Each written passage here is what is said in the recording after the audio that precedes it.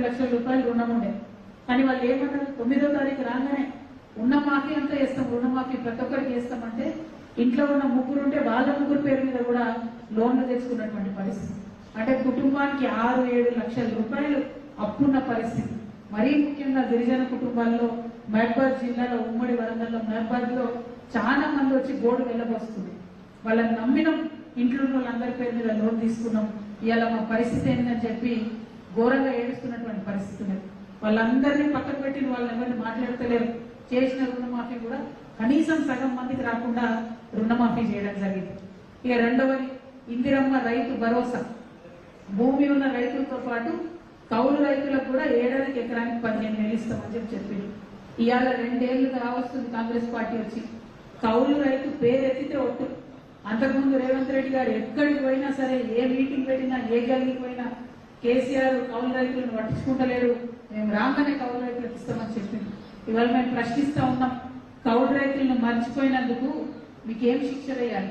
2 సంవత్సరాలు దాటిపోయి నమ్మించి వాళ్ళ నోట్లు ఎక్కించుకున్నారు. వాళ్ళతో ఎందుకు ఇవాళ విస్మరిస్తున్నారు కౌలు రైతులు అని చెప్పి మేము ప్రశ్నిస్తా ఉన్నాం. ఇక అసలు రైతు సంగతి చూస్తే, మనం కేసీఆర్ గారి సమయంలో రైతు బంధు తప్పకుండా ప్రతి ఒక్క సీజన్లో ఇచ్చినాం. ఇవాళ ఏం చేసిండ్రు, ఈ రేవంత్ రెడ్డి గారు వచ్చి 4 సీజన్లు అయింది. మొదటి సీజన్ కేసీఆర్ గారు ఎన్నికల కన్నా ముందు ఏవైతే పెట్టినో ఆ డబ్బులు న్యాస్టీస్గా ఇచ్చారు. అలా ఆయన గొప్పతనం ఏం లేదు, కాంగ్రెస్ పార్టీ గొప్పతనం ఏం లేదు.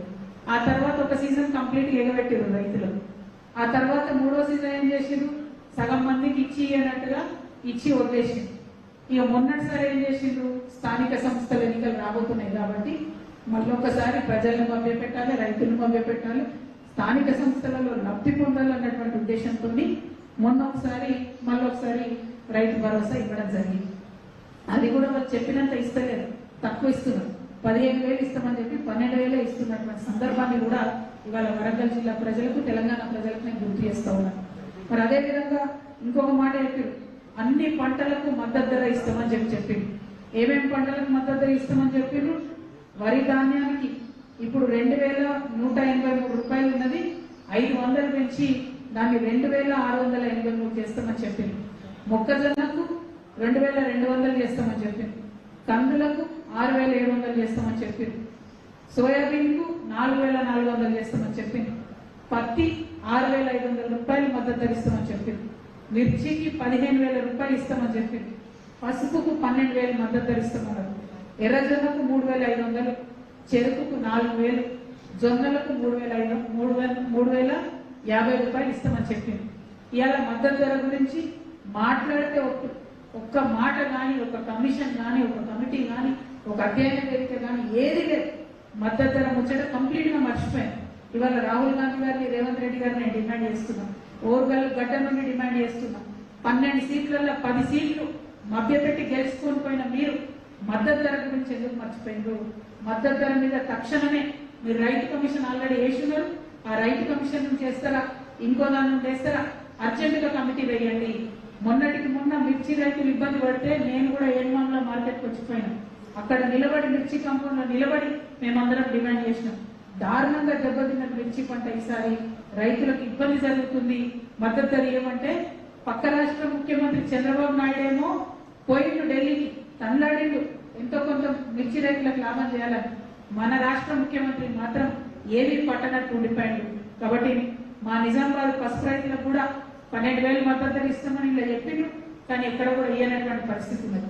ఈ మద్దతు ధర పక్కన అట్లా పెడితే పంట బీమాకు మహాత్మా గాంధీ గ్రామీణ ఉపాధి హామీ పథకంతో లింక్ చేస్తామని చెప్పారు. ఈ సీఎం గారి సంగతి మీకు తెలుసు, ఎప్పుడు ఫ్లైట్ మోడ్ లోనే ఉంటాడు. హాఫ్ సెంచరీ దాటిపోయింది ఢిల్లీకి పోవటి, 50 సార్లకు ఎక్కువైంది. ఈ 50 సార్లలో ఒక్కసారి కూడా ప్రధానమంత్రి గారిని ఉపాధి హామీ పథకంతో వ్యవసాయాన్ని అనుసంధానం చేయమని ఒక్క ఉత్తరం కూడా ఇప్పటి వరకు ముఖ్యమంత్రి గారు ఇవ్వలేదు. మరి ఎందుకోసం ఇవ్వలేదు? మీరు ఇచ్చినటువంటి మేనిఫెస్టో, మీరు ఇచ్చినటువంటి రైతు డిక్లరేషన్, రాహుల్ గాంధీ గారు వచ్చి ఇక్కడ మాట్లాడినటువంటి మాటలు అన్ని కూడా మోసమేనా అని చెప్పి ముఖ్యమంత్రి గారిని నేను ప్రశ్నిస్తా ఉన్నాను. దాంతో పాటు రైతు కూలీల సంగతి మీకు తెలుసు. రైతు కూలీలకు సంవత్సరానికి 12,000 ఇస్తామని చెప్పి మొత్తం NREGS లో ఉన్న జాబ్ కార్డ్స్ మన తెలంగాణలో 1,00,00,000 మందికి పైగా ఉంటే వాటిని కుదించి 20 లక్షలకు పట్టుకొచ్చింది. ఆ 20 లక్షల మందికి ఇస్తామని చెప్పి డాంబికాలు చెప్పి కార్యక్రమాన్ని ప్రారంభించింది. ఓపెనింగ్ చేసేది తప్పితే, ప్రచారం చేసేది తప్పితే ఏ ఒక్క రైతు కూలీ బిడ్డకు కూడా 1000 రూపాయలు ఇచ్చినటువంటి పాపాను పోలేదు. మరి ఆ విషయాన్ని ఇవాళ MNREGS కార్డు ఉన్నటువంటి ప్రతి ఒక్కరు కూడా ఎక్కడ కాంగ్రెస్ నాయకులు వస్తే అక్కడ ప్రశ్నించమని నేను కోరుతున్నా. ఊర్లలో పోతారు కదా, ఇప్పుడు సర్పంచ్ ఎన్నికలు వస్తాయంటున్నారు, ఎంపీటీలు వస్తున్నాయంటున్నారు. ఊర్లలో జాబ్ కార్డ్స్ ఉన్న ప్రతి ఒక్క అన్నదమ్ములు అక్క చెల్లెలు కూడా మీ అందరినీ నేను విజ్ఞప్తి చేస్తా ఉన్నా. కాంగ్రెస్ నాయకులు ఎప్పుడు వస్తే అప్పుడు వాళ్ళని నిలదీయండి. ఓట్లప్పుడు మంచి మాటలు చెప్తారు, మళ్ళీ మమ్మల్ని ఎట్లా మర్చిపోతారని చెప్పి వాళ్ళని నిలదీయవలసిందిగా నేను కోరుతా ఉన్నా. ఇక భూమాత పెడతాం, ధరణి బాగలేదు.